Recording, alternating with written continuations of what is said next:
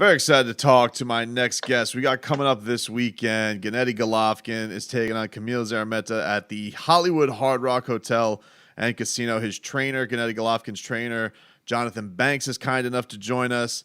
This is like a cruel joke, Jonathan, because I got to tell you, I've been wanting, these big time fights down here in South Florida forever. You guys are down here. Nobody can go. It's not fair, man. It's not. It's not fair.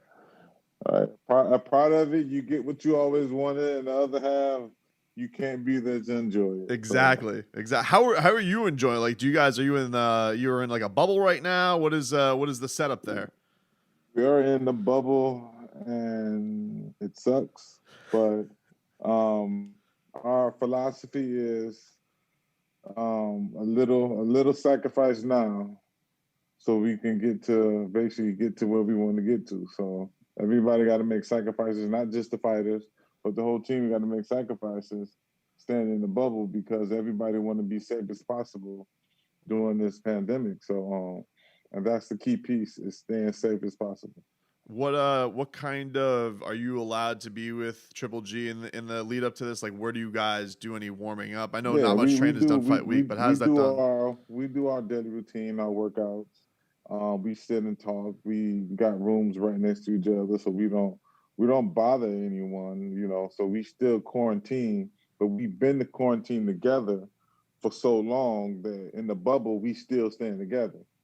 We continue to get weekly or daily tests, and we both negative, so we still stay around each other, but no one can come around us until they're being tested, and that's how everything goes right now. I know it's holiday time, but are like you plan to do like after the fight is over? Are you gonna vacation in South Florida at all? Are you gonna enjoy our state at all? Or are you gonna Um, get the hell out of here and go home? I'm gonna get the hell out of go. Listen, man, no disrespect to South Florida. I love Florida. I have no issues with Florida. I've been to Florida plenty of times, but I spent a little over a month here, and I'm good. I don't have a problem. Unlike people in LA and South Florida, I don't have an issue with the snow. So it's snowing right now in Detroit, and I'm going to enjoy some of it. And You got so you guys did you guys do a little training camp down here when you say you've been here for a month in the lead up to this? Where did you if you did, where did you guys get ready down here? we was over at the heavyweight factory. Oh, okay. So you're like the I don't know if they're still across. Are you guys still across? Is that still across from the Still casino? across the street from the Right up in the hotel. garage where Klitschko used to do Right. his So we his business. right. That's where when he was told we was going to South Florida, I said I got the best gym. I called my people, and they said, "Listen, come on down." So it was perfect. It's a great environment, good gym, and we had no issues. It was good. You guys paired up last year, you're now got a little bit of time under your belt, but you got to know each other with this time off, with a little bit of the shutdown. You felt like that was beneficial between you and Gennady, I in your mean, working relationship. we was allowed. We got a chance to spend more time together. I think in um any type of fellowship, the more you get to know each other, the better you can work together. And that's just the situation. You know what I'm saying? The more time you spend, you are able to spend together, the better you can familiarize yourself with one another. And I think that's like makes a great working relationship. How do you think he is going into this kind of portion of his career? Because I feel like everybody's looking at Triple G and they think, oh, he's on the back end and stuff like that. And it's such a cruel thing because a lot of people feel like he got screwed out of two decisions in the biggest fights of his career. And so, Mhm. when you look at it like that and everybody just goes to see the record and because of what judges say, people think, "Oh, he's washed." But do you feel like there is still another surge here that he can still keep going at the best that he's been? Well, I this one thing I will say is I wouldn't I wouldn't be with him if I didn't think he still had something in him that he could fight. I wouldn't be here. I don't like I don't like the coattail riding. I don't want to ride nobody wave. If you got a good wave going because you got a name, I'm not about to jump on and ride it if you can't fight. If your fight career is done, then I don't like why are we here? You know what I'm saying? But G have a lot of fight left in him, and he's just one of those rare guys that can go as long as he likes to go. Everybody's making out this weekend because he and Canelo are fighting on the same weekend. It's almost like their opponents are secondary, but that rivalry has become so heated. Exactly. Where's his mindset at? You know, with taking on a guy like Szeremeta who can come forward and be dangerous at him, but everybody wants to focus on this next task, and they've been waiting for the trilogy to keep continuing because they have been fantastic fights, and obviously has become more personal between them as the years have gone on. So, where's his mindset at with this Friday night fight? I believe G's mindset is right where you said it, is at the Friday night fight. He's not looking at what's going on Saturday. He's not looking at what's going on any other day, but he's looking at Szeremeta because Szeremeta is a come forward type of guy. You know, he's not the strongest puncher, no, but he's a volume puncher. You know, and he's coming to beat up G. More so now he's coming to beat him up. Yeah. You know, so I think that's what this kid is coming to do. And it's gonna be a hard task. It's not gonna be an easy task. It's gonna be a hard task. But I do believe G will prevail. And that's the goal. We're not looking anything outside of Szeremeta doesn't matter to G until after Szeremeta's finished. I wanted to get your thoughts on this. Your guy Vladimir Klitschko, he was just voted to the Boxing Hall of Fame this week in a star-studded class. Do you have a fondest memory of working with him, and I guess what kind of made him so special in his long title reign? Well, fondest memory and what made him special. Fondest memory is just obviously just being around him. I have so many thousands of good memories with him. But what made him so special was Emanuel Steward.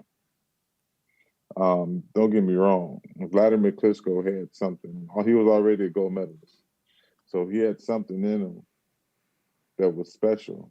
But what his first half of his career, I think it was something special. But to see the long reign in him was spectacular, and that's what Emanuel Steward brought out of him.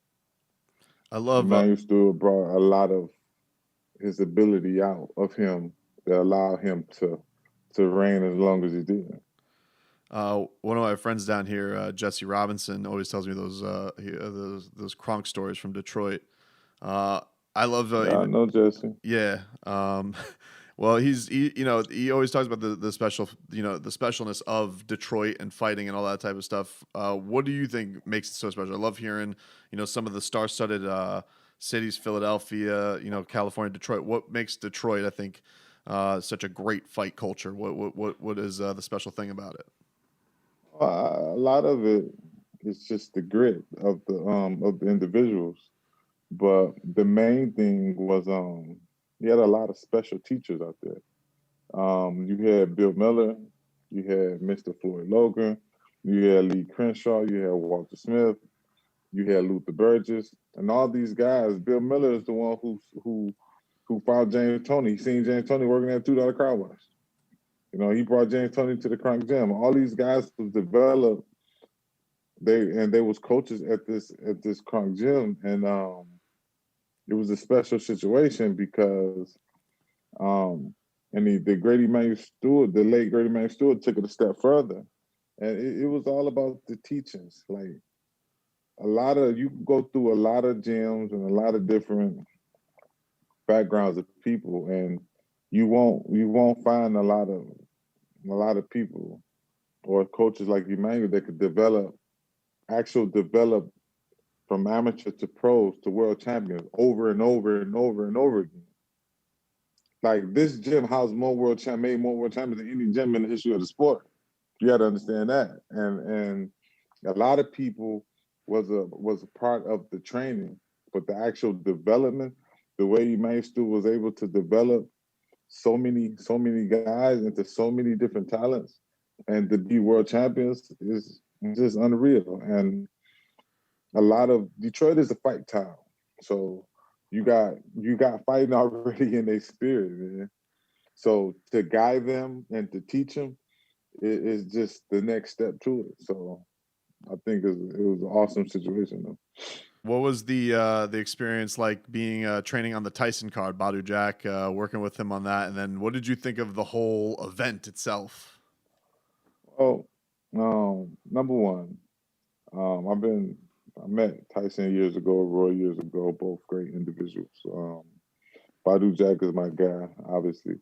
The event itself, the Legends League, I think it was great, but I think it's actually wrong to me for fans to question why Mike Tyson and Roy Jones doing. Roy Jones is fighting in the Legends League, and you allow a YouTube star and a basketball player to fight in what they call a professional boxing ring. Yeah. You know what I'm saying? No other sport this could happen in.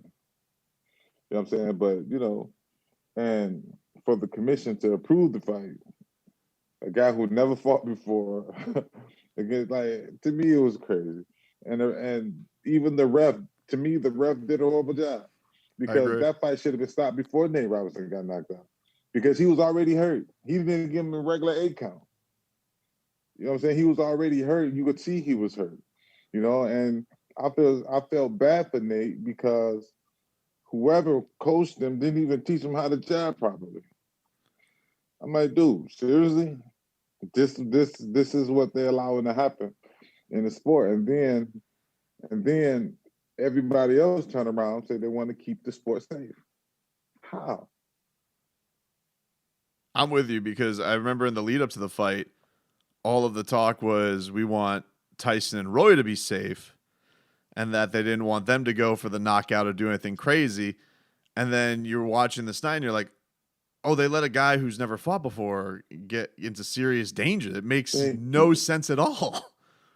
They let a guy with no background in boxing turn pro and put him on TV right away. Like, come on. Like, listen, whatever these guys want to do, that's fine. But in no other sport it's possible. If you and I get together and say, you know what, let's go to the NBA. Let's talk to Adam Silver. We about to go join one of these NBA teams. We can't do that. We can't do it for baseball. We can't do it for hockey. Can't do it for soccer. There's no walk on. So you can't just walk on and say, this is what I want to do, so I'm gonna do it. But in the sport of boxing, with every commission talk about safety of the sport, they let this happen. So therefore, I don't believe none of it. I don't believe they want to keep the sport safe. I think everybody want to pat their pockets and keep moving. Now, yeah, I'm gonna get a lot of backlash for saying that, but these are facts right here. We're talking about the safety of people. Yeah. This man never should have been in the ring. That's just the facts. He wasn't ready for that moment, and it's the whole situation. I'm just like, I wanted, when I seen him after the fight, I wanted so bad to talk to him. You know what I'm saying? But he wasn't. I'm sure when I seen him, I was walking right next to him. I could have said something to him, but in my opinion, he wasn't in no mental state to really hear what I had to say to him. You know what I'm saying? So I didn't know him like that, so I just left it alone. But I had guys in the gym before that walked in the gym, thought it was tough, ended up getting hurt, and they was just down. Because when you think you could do something, and the reality of is you can't do it, it takes a long time to create an art to be able to do something. They get down and sad with themselves, and I would talk to them to try to perk them up and other things like that, or to encourage them. I just think for that moment, that was super sad, man. Friday night, you got Triple G taking on Kamil Szeremeta. DAZN, big weekend for DAZN. They got this, and then of course they got Canelo versus Callum Smith. Your prediction, Jonathan Banks? Can you? What do you think of? What do you think goes down in the? Let me ask you what do you think goes down Saturday night? Do you think that Canelo comes out on top over Callum Smith, or is that a dangerous fight for him? I think any boxing match is dangerous for both guys, but I don't see why Canelo wouldn't come out on top. And what do you think? I don't see Canelo picking up picking an opponent that he don't see himself beating already. And what do you think Triple G does on Friday night? How's he get it done? I think Triple G, my desire, him to come out, boxing Szeremeta, and hitting him with hard punches to knock him out. Not just good. I mean, I don't see him going straight to him, trying to clobber him upside the head. But I think G got a very good boxing ability. And I think he's going to start establishing his jab, and he go look for the openings that he needs to look for. Because Szeremeta got one way to fight, and that's to hopefully hope to move out of the way of any type of power G has. And hopefully he can connect, and he wants to move and connect. So the goal would be to cut that ring, make the ring small as possible, and get the job done. Johnathon Banks, thanks so much for the time, man. I really appreciated this conversation. We're looking forward to the match on Friday night. Thank you so much. Enjoy South Florida, whatever you have left here, man. Right. Thanks.